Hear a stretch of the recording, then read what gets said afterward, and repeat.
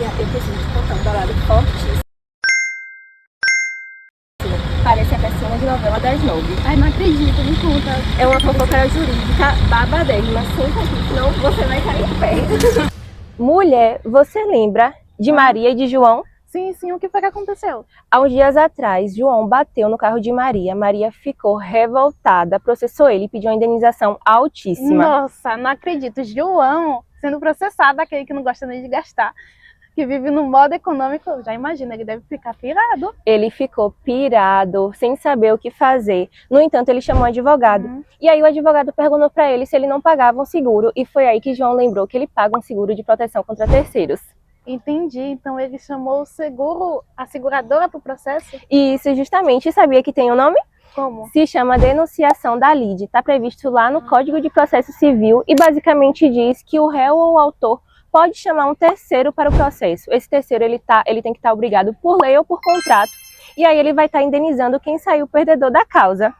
Entendi. Então não quer dizer que o João chamando a seguradora, caso ele perca o processo, a seguradora que vai desembolsar o valor? E isso justamente, essa é uma tática cirúrgica do Código de Processo Civil.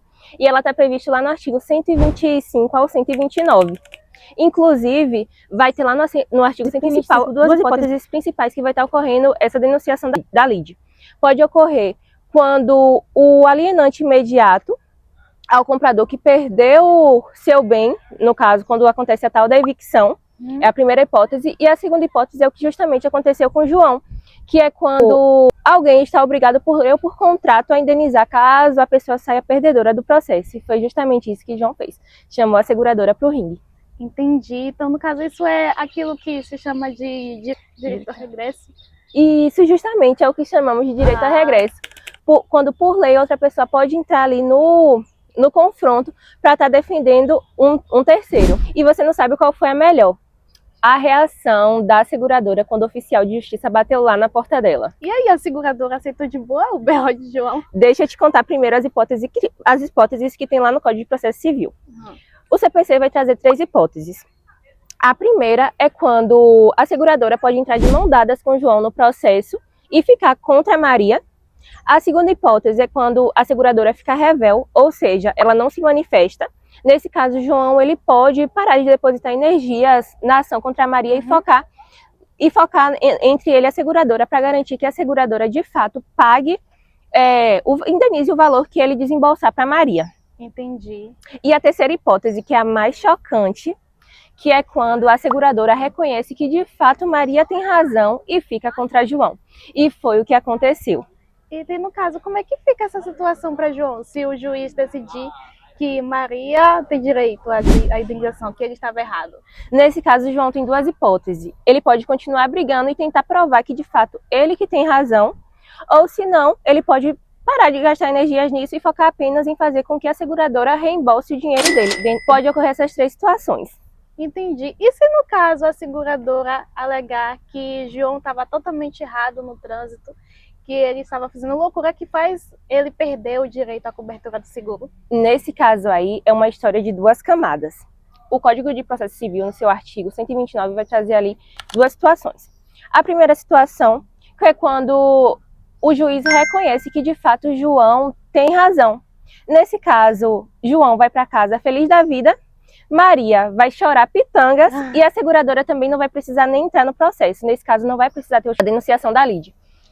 E a outra hipótese seria se o juiz reconhecesse que de fato Maria que tem razão. Nesse caso aí já é o outro desdobramento da história. Nesse caso, caberia a João pagar a seguradora e depois ele cobrar da seguradora para usar ele. Já quando acontece de o juiz reconhecer que quem tem a razão é Maria, aí já é outro desdobramento da história.